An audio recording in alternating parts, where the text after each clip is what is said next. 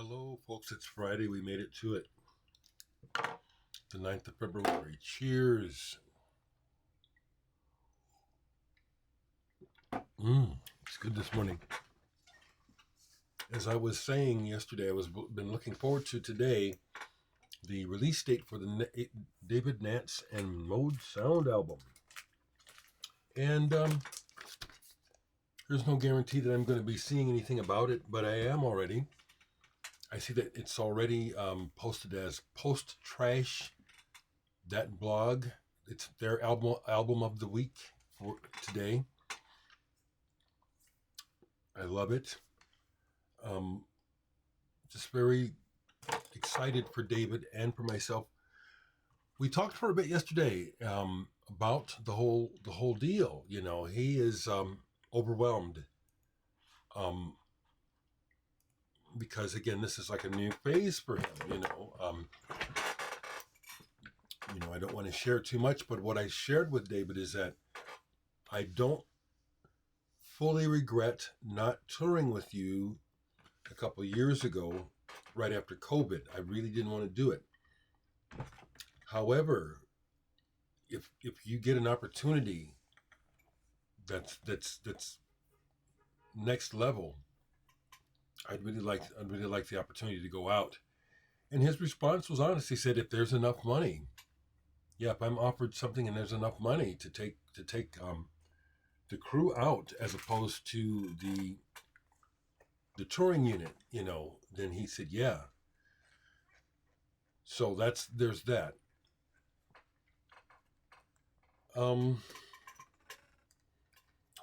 So just kind of just pleased about that event.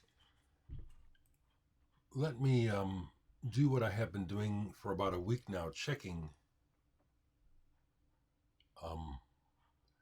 the comments. And so, I just have one to remove because, again, I have made it clear that I do not appreciate being called Bill Cosby. I'm not Bill Cosby. That's an insult. It's a racist insult, okay? Do you understand? Vintage 85. I'm blocking you, jerk. I've said it many times, okay? It's not funny. It's just fucking fuck off, asshole. Okay. And then someone said, yes, thanks for that doofy. That's some beautiful shit. Yes, it is. I showed the record yesterday. It's still out. If you don't know this album, this is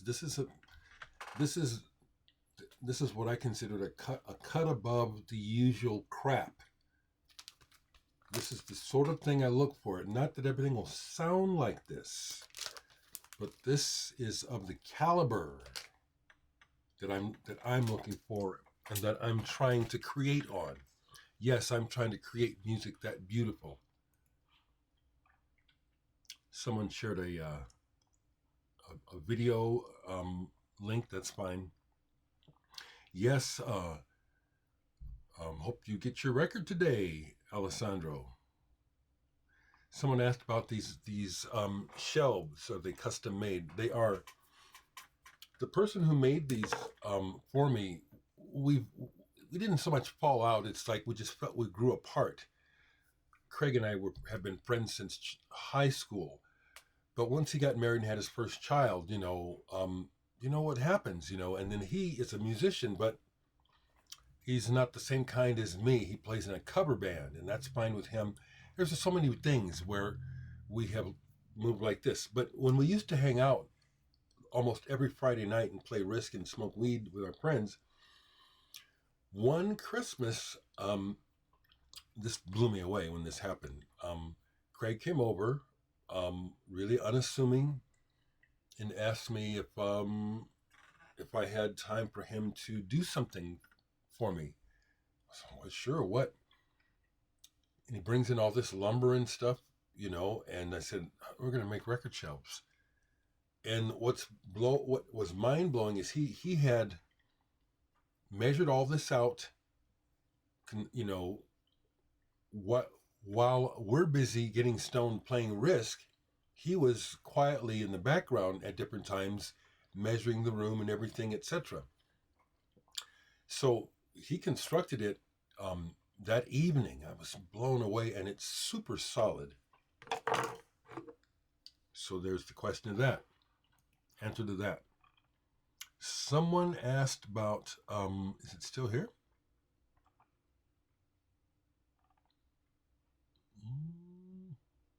Yes, someone asked, what are your ears and thoughts on Slint's Spiderland, one of my favorite post-rock albums? Well, I don't have it, and I do know it. And when it came out, it was freaking out some of my younger punk rock friends. I had Squirrel Bait for a while. I sold it. Like I said, I sold most of my punk. But when Spiderland came out, I heard what people were gaga about: the guitars, the chords, the kind of unusual structures of the songs. But again, I was put off with the vocals, the talking. It's like, man, just fucking shut up. I really don't care. And I want to say this: if someone interprets my not caring about lyrics, meaning I don't care about people, incorrect. I can care about you and not care about what the fuck you have to say. So yeah, it's a good album. Excuse me. I saw David Pajot. I think that's how you say his name. Pajot, who was in Slint. I saw him solo at a show. Well, actually hung out with him too, because that's what I do. With him and Tristeza. He was touring with Tristeza. I forget what year it was. And it was a good show. So I bought some Tristeza afterwards. And I don't remember what we talked about, but I did have some interaction with David about his guitar setup because he did a solo show. So that's what I can share about Slint.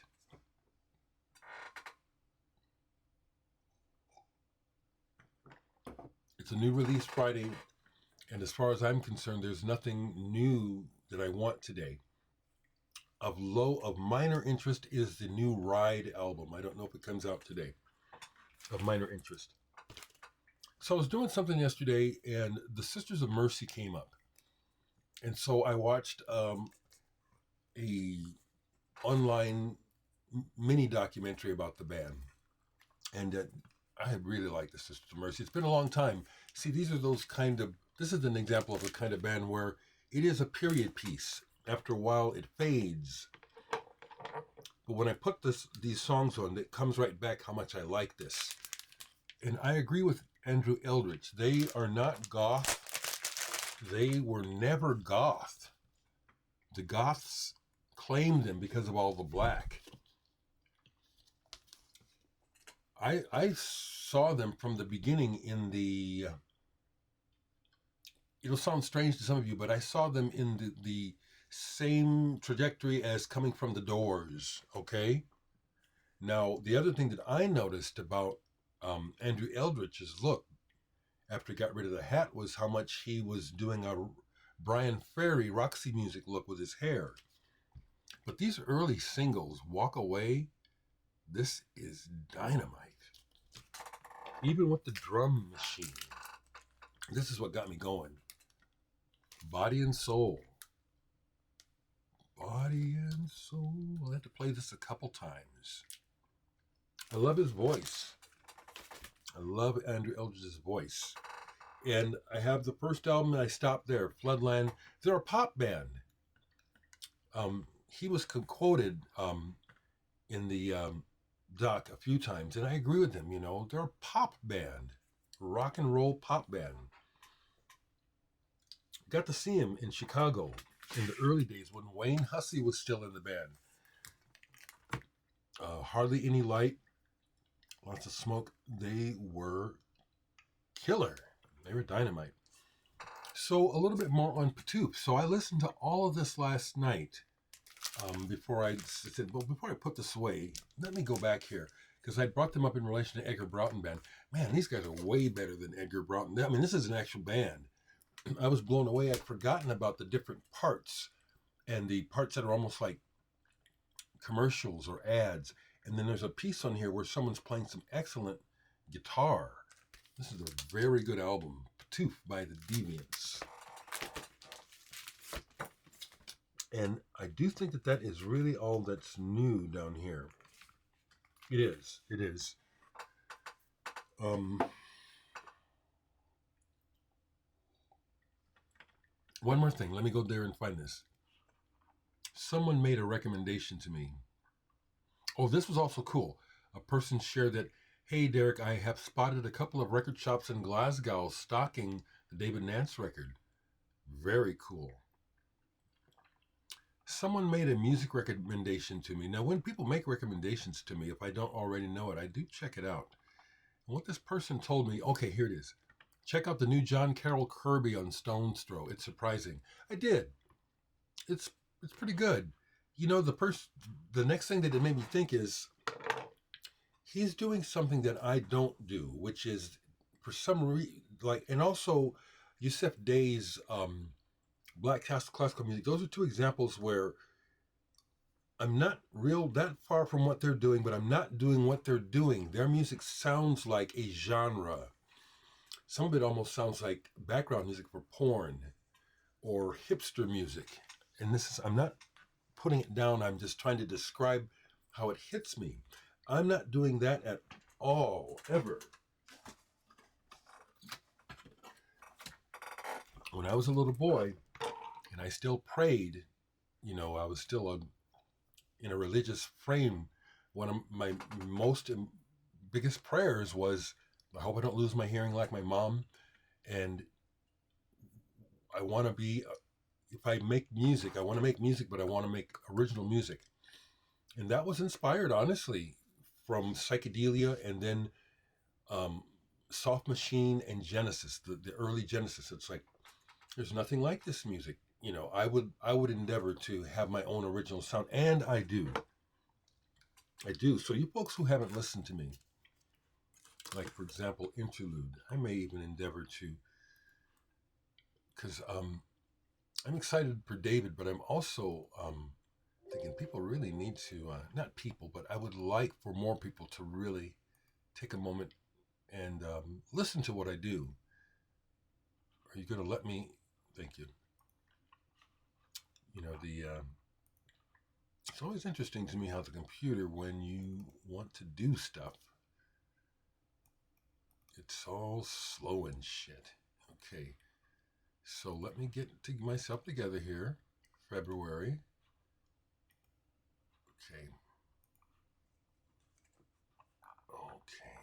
Okay. Never mind. I'm not going to play it for you. You can listen online. But what I'm saying is that if you listen to this music, it doesn't sound like anybody else, and it doesn't sound like background music for fucking. My whole intent when I make this music, this is the purpose of the music. I'm not making background music for vocals. It's music for life. So it's great driving music. It's actually good for reading. It is, in its own sense, a background music, but not trying to imitate any sort of genre that exists before. It's very original. I'm very, very thankful for the answering of that prayer in my life, that I'm an original. Okay, let me stop talking about me. I bet some of y'all get pissed, don't you? But this is how I manage that maybe some people don't want to hear what you have to say. Here's what I have to say to those folks. You know what? All I'm going to do is die. So why not enjoy this moment and say exactly what I'm feeling? Especially since I'm not hurting anyone. I'm just enjoying the moment and celebrating things. I encourage you folks to celebrate your lives as well. Celebrate. Okay. Have a good day. Have a good weekend.